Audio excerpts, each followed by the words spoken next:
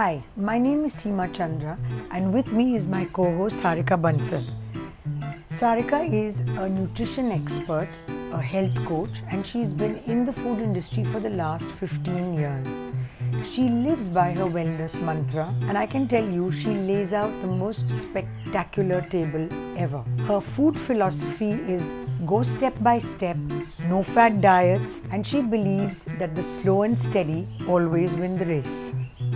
Thank you, Seema. That was very generous, but you are no less. She's just not a food lover, but she's a powerhouse in the world of food and nutrition. She helped set up NDTV's food portal 20 years back. She was our favorite food show host who introduced us to a lot of global cuisines. And not to mention, she has a master's in public health. So trust me when I say that you are going to have a ball with all her knowledge and stories. Thank you, Sarika.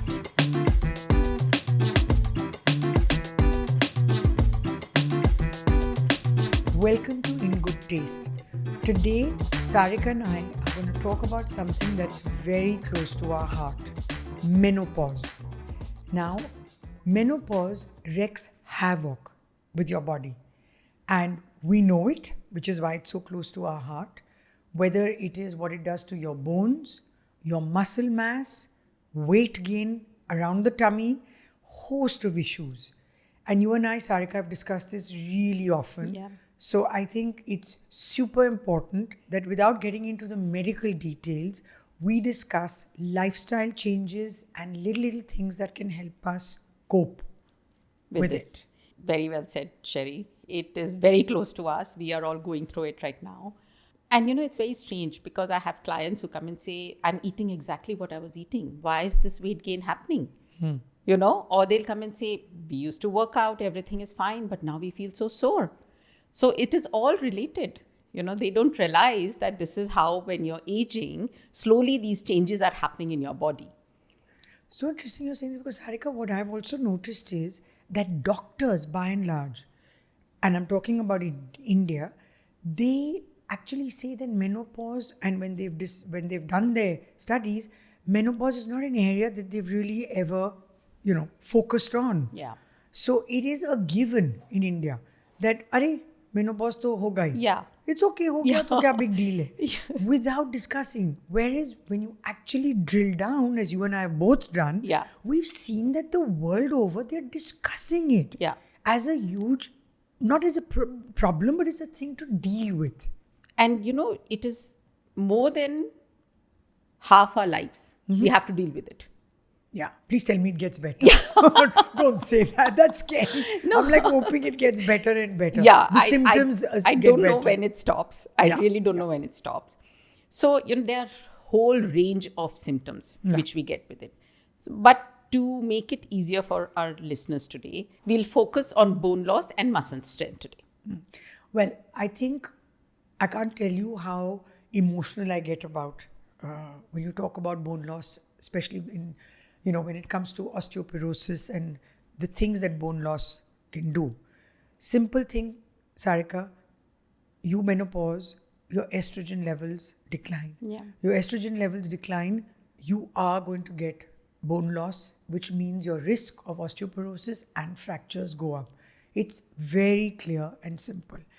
And I think what women don't realize is that not only the aches and pains, but even the falls they can have are due to the fact that they've menopaused and they have not seen what are the remedies out there. So, what is strange, Sherry? That bone loss is not even talked about when people talk about menopause symptoms. Right. It is something which people realize much later because we are dealing with so many other symptoms and this is happening inside the body.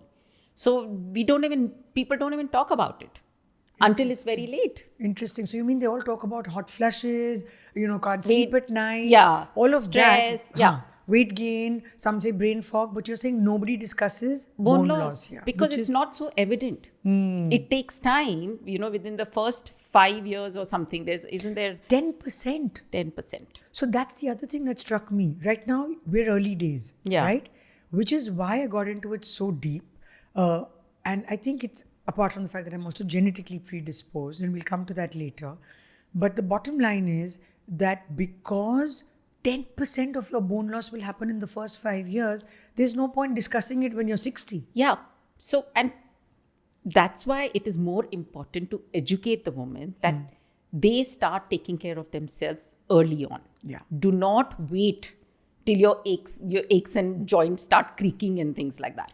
Totally. You know? And I would say, Sarika, you, of course, will be the best person to tell us about food and what to do and what to eat.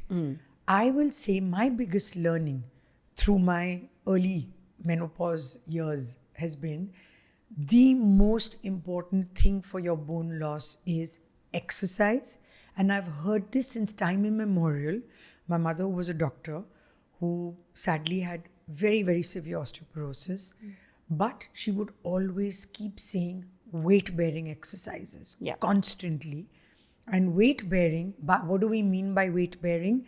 It could be as simple as dancing. Yeah. You can walk, you can take a rope and jump, but you've got to put your weight literally on the floor. So it's not something that you do in the air, for example.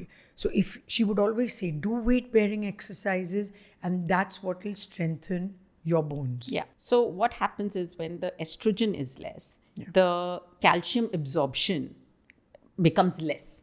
And because of that, the bones start getting porous.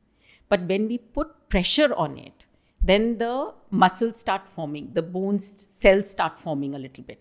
And because of that, then our bones start strengthening.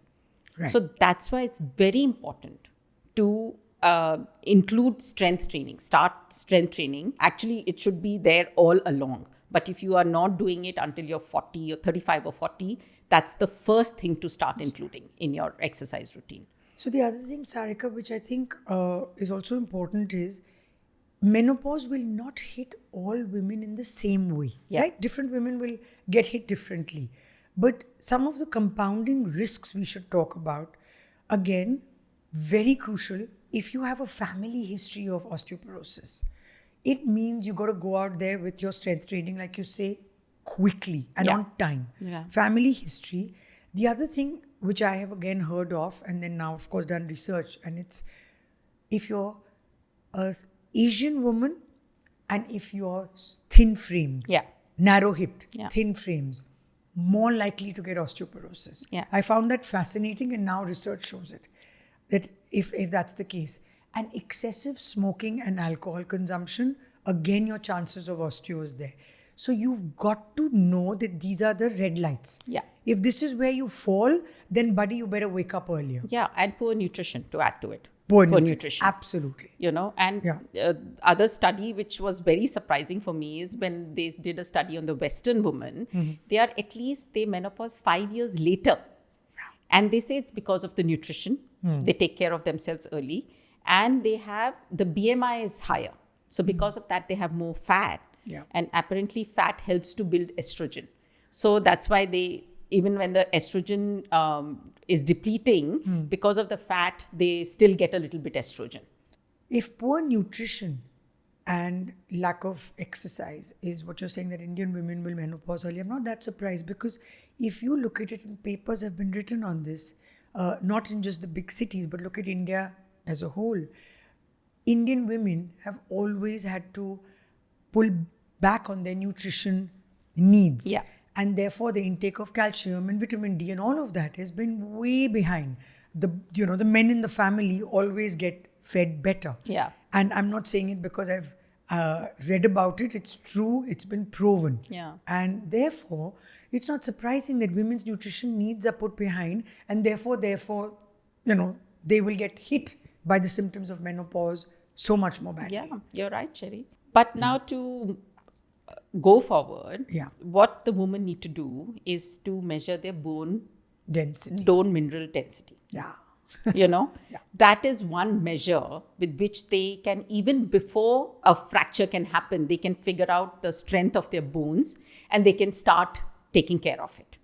But isn't it crazy that in the US, this is clear, that you don't need a bone DEXA scan. It's called a DEXA scan, right? Yeah. The bone density scan. You don't need one till you're 65 years of age. Yeah, I find it very strange, but I think they look at the, like you said, the compounding risk. So if you have a family history, you're, thin framed, you have some genetics, or if you're smoking excessive, you're a smoker. So I think then they start doing it earlier. So otherwise, I guess, 65 is pretty late. I Yeah. can tell you, I've been having my DEXAs way earlier because I was genetically predisposed. And in fact, when I hit menopause, it's one of the first things I got done. And because of the strength training we talked about, I made sure that my bones, at least till now, fingers crossed, are in decent shape. Yeah. Because interestingly, if the DEXA shows, for example, you have osteopenia, through exercise, through the right nutrition, you can alter or reverse it if it's early stages. That's what I was told by my doctor. Yeah. And I'm a test case scenario where the numbers look better on the DEXA. So I think the best thing is to let your doctor decide this. Absolutely. Because if you go with the numbers, it says 65 and above, which I think is too late also. Yeah. But I think your doctor would be the best person to judge if you need to get it done early. Yeah. So I want to come back to strength training here and what it means for me. Because for our listeners, what is strength training? It's not just going to the gym and picking up weights. Yeah. Of course, if you can do light weights, excellent, brilliant, absolutely. Lifting weights is part of strength training. What I find really easy to do is resistant bands. Take resistant bands, literally you need a pole. Put the resistant band around a pole, do your exercises, especially for upper body, also for lower body, works very well. Thirdly, what I find easy is squats. Sit up and down on a chair. Excellent for you to do, You don't need a trainer to sit and do it. Again, it's weight bearing. You're sitting up, you're sitting down, you're lifting your own weight. Yeah. One of the other things, of course, is also standing on your toes, lifting your weight up, lifting your weight down. Yeah. So easy to do. And it's strength training can be done without too much of a fuss. Yeah. So, you know what? There's a mental block with the woman, Sherry. Women especially think the moment they start doing strength training, bearing weights, exercises, they're going to buff up. Yeah. This kind of mindset, it's very difficult. I have had women talk to me, and I'm like, you're not, there are two ways. You can pick up heavy weight and buff up. Yeah. But we are not doing that. Yeah. We are picking up weights so that your muscle gets strong. So that mindset has to change. So whenever you're starting any training, like they say, it has to be started slowly. Right. It has to be started consistently. That is the key to it. You have to be consistent. You have started slowly, be consistent. Your form has to be right. Because also, again, if your form is not right, you're going to get an injury. Yeah. And that's it. Then you'll say, oh, no, I am never going to do this exercise. I got a bad back or I busted my knee. So be careful, whichever exercise you choose, that you have the right form. So get a trainer or ask a friend or whatever. Or YouTube. YouTube. I do a lot of that. YouTube, yeah, YouTube. Yeah. No, I hear you totally. And I think also, supposing, Sarika, this reminds me, what if someone says, hey, you girls are really cool. You're sitting and talking about, we don't have the time. We don't have the energy or the resources. Simple things. What I do now when I go, even shopping, you're doing groceries, I pick up my bags, that's lifting weights. You pick up your bag, lift whatever you can. Look for opportunities to do it. As silly and as obvious as this sounds. You want to get up from a chair, sit up and down. I take the stairs. Yeah.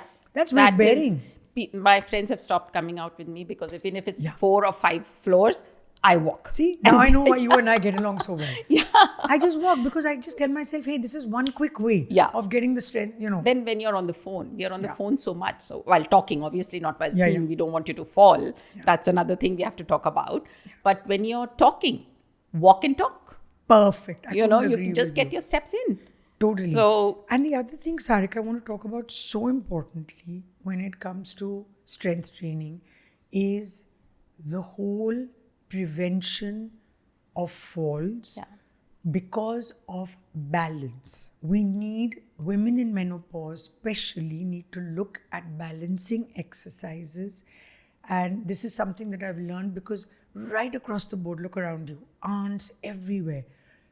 What are the odds of women later on having a fall and having a fracture? It starts with poor bone loss, poor muscle mass, and lack of balance. Yeah. These three things. So for balance, again, we come from India. Yeah. Yoga. I mean, I've read papers that say Tai Chi is excellent. I'm willing to buy that completely. I'm sure it is. But yoga helps you do balance. Yeah. You know that, I know that. That could be a great sort of... And also for your balance, your shoulders cannot be rounded. Your spine has to be straight. Yeah. So I'm always a cardio person. I was always, that hit. And then my friends were doing yoga. So they told me to come along. And I'm like, okay. So very reluctantly, I went to yoga. And I think at least for like 7-8 classes, I was just not getting into it. Oh, okay. And then one day my teacher, she said, people do yoga so their spine stays supple. That just clicked in my head. And I said, okay, that's it. And since that day, I've become a yoga fan. Damn good. Yeah, I've always known you to be running and jogging and walking really fast and all of that. If you maintain a high muscle mass, it'll help you keep your bones strong. Yeah. As simple as that, right? And if you have strong and a good muscle mass, you'll also be able to move your joints freely. Yeah. A lot of people who don't move, especially the elderly, a lot of them have issues. Why? Because they've lost too much muscle mass. Yeah. And again, if you've lost a lot of it, it's difficult to put it back. So much better to sort of maintain your muscle mass, and you will make sure that most of your aging issues will be arrested. Yeah. So for maintaining the muscle mass, like you said, which is very important, is of course the exercise, which will help. And the second most important thing is diet. You know, we have to change our diet as we are getting into the perimenopause, premenopause, and menopause. Women have to start being a little bit more aware and conscious. They can't just eat what they were eating because we have to, work on our muscle mass. True. And what comes most important in my head is protein. Yeah. You know me. I have been telling protein queen. Yeah. Tell me about it. I keep telling all my friends, my clients, how important it is for them to include protein in it. Yeah. Because you have never done it, you've never been aware of it, it's a little bit of a challenge. And I find a lot of women struggling with it. Well, muscle is made of protein. Yeah. And so you need to turn around and make sure, and as I said, you're absolutely right, getting protein into our system is crucial. And also I feel, Sarika, a lot of people aren't aware or could be aware now as to how easy it is with our Indian diet to actually get protein into our systems. You don't need to sit and just say, oh, it's going to be only eggs, milk, fish, chicken. No. With a simple Indian diet, we can increase our protein. You can have simple proteins and you can have the fancy proteins. Yeah. You can do both. And you would say that if you start your morning with protein, then it's easy, right? Because you can just keep adding on as the day goes by. 100%. 100%. Start with a protein-laden breakfast is what the woman should actually do. Yeah. So now, what I tell the woman is when they fill up their plate to eat, the first thing they need to see is what's my protein source in there. Yeah. Which we never did. We fill up our plate and without thinking, we just eat. Now I tell them, look at your plate and see what's your protein source. Do you have a protein source on your plate? Start thinking in those terms. Don't think, acha, I like this, so I'm going to put this. First, put the protein in your plate. Then put your veggies. Then put other things. So this way you're sure that you're going to eat the protein. Yeah. So again, coming back to Indian khana, whether it's your dal, there's protein. Yeah. It could be chickpeas, 7 to 9 grams of protein per, say, 1 cup. Paneer, we all know, protein. I'm going to stick to Indian khana first. Yogurt, curd, dahi, whatever you call it. It has protein. You've got makhanas with protein. And of course, your milk has protein. So without going into fancy things, just your regular khana can have protein. Yeah. In the morning, say when I said dals, chila. Yeah. That'll be protein. Yeah. Sprout salad. That's protein. That would be protein. Yeah. So if you're vegetarian, even then you can manage your protein. Yeah, you just have to, like I said, just make sure that you have a protein source. Yeah. Whatever food you're eating, make sure you have your protein source, you know. So the rough calculation, Sherry, is around 1 to 1.5 grams of protein per kg body weight. Okay. So if you're 55 kgs, around 55 grams is a good number to keep in mind. So 55 grams would mean, because one katori of dal will have 7-8 grams of, Yeah. or 7 to 9 grams of protein. Yeah, that means you got to start. Yeah, it's a lot. It's a lot. Because you need it then with your eggs in the morning. You got to have it with your lunch. Yeah. And then top it up. And the snack. And the You can't miss the snack. Which is why I said makhanas. Yeah, yeah. For me, makhanas is like a superfood. Yeah. And Because- with vegetarian sources, the other thing which you have to keep in mind is, you know, our ancestors did this and they did it for a reason, which, you know, I didn't realize it until I just got into this, that vegetarian sources do not have all the 9 essential amino acids. Right. So you have to club them to get the right protein, a full protein, a complete protein, like khichdi. The proteins which are not there in the lentil, you get it from the rice. Okay, then dal roti. Again, same thing. Wheat will give you something, dals give you something. So, and together, they make a complete protein. So we don't want to just keep having a katori of dal. Dal. you're saying. No. Yeah. Or 2 katoris of dal. Yeah, so it's not a complete protein. Right. So with the vegetarian sources especially, all the animal sources, they are complete proteins.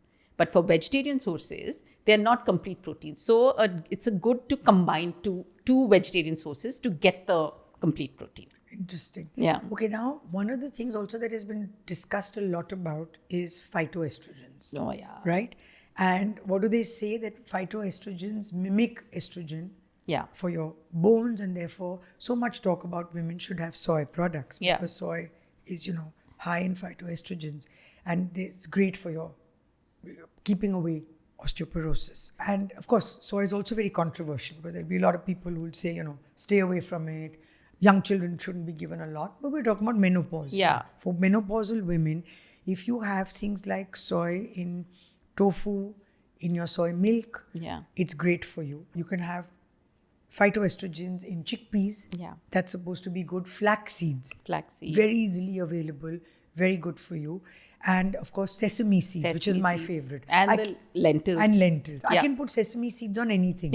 Any salad I make, I put sesame seeds. Yeah. I'm making a fish, I will put sesame seeds. I just think it elevates.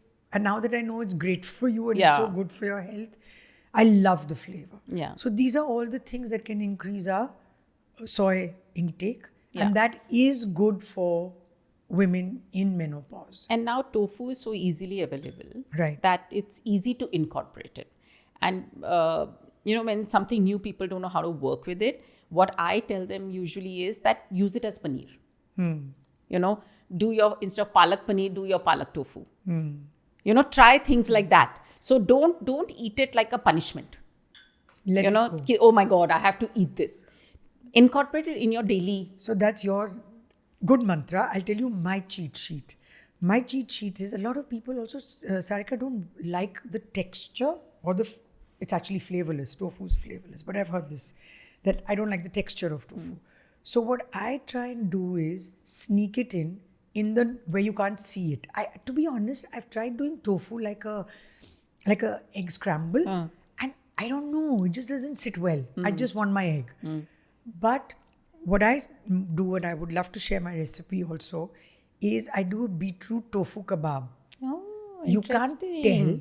There's a half a blob, big chunk of tofu in it, but it's mixed so well with the beetroot, and nobody need know, and it's just there. So I get that protein, that whole soy fix that I need, but you can't tell. And I'm sure, with recipes, you and I can sort of come up with a whole lot of them. A whole lot of them. A whole lot of them. So, there was another interesting study that happened on Asian women. The Asian women are known to have a lot of soy products. Yeah. Tofu is their, they eat it every day. So they take around 25 to 45 grams of soy products in their diet every day versus, Western woman or Indian woman, which is maybe 5 grams or something. And they are known to have less fractures. They have their muscle mass is better, their bones are stronger. So there are studies doing that. They're coming up with things, like this, which makes it even more evident that we need to include these phytoestrogens in our diet. I think we've talked about, Sarika, to sum up till now, we've talked about two major things. And we should tell our listeners, we're not saying that the other symptoms don't exist. Symptoms like hot flashes, ask me. Symptoms like, sleep. Your sleep gets messed up. All of them do exist. Women do complain of brain fog. We are staying clear. We're not doctors, and we're not interested in going into the whole shebang of, what to do, HRT, non-HRT. That's not our domain. Our domain is lifestyle. And one of the things that I have been surprised, because I've been pretty slim with my diet and everything, is post-menopause, for the first time, I have seen weight around my abdomen. Yeah. It's been a shocker to me, because as I said, even after I gave birth to my kids, there was no weight gain, and now it's there. Yeah. And it's distressing because you're looking and saying, good gosh, where did this creep up? And it's clearly linked to menopause, and it suddenly makes me feel much better. It is not like I'm hogging or doing something wrong. Yeah, but it is such a anxiety issue for women that they start going on crash diets. They start doing things which they've never done because they themselves are so confused about it that they are trying to reduce the weight, and they don't think how they should do it. So they're going into crash diet, they're exercising more, trying to reduce that weight, and they're actually doing more harm to themselves. So what you and I are doing today is to tell them that to make small lifestyle changes, to be aware of it, and not do something drastic. Because this is a change which is happening in our body. We have to embrace it. Yeah. With the estrogen, you're absolutely We have to embrace it. We have to figure out what works for us and how to deal with it. I think we have so much more to talk about menopause. Sarika, I think we should wrap up today and do a part 2. You're right, Sherry. Let's wrap it up over here with the bone loss and muscle strength. We want to give information so people can actually think about it and try and incorporate it in their life. So all the other issues of menopause, let's talk in part 2. If you liked our podcast today and found it useful, you can like, share and subscribe to In Good Taste. We look forward to bringing you a lot more.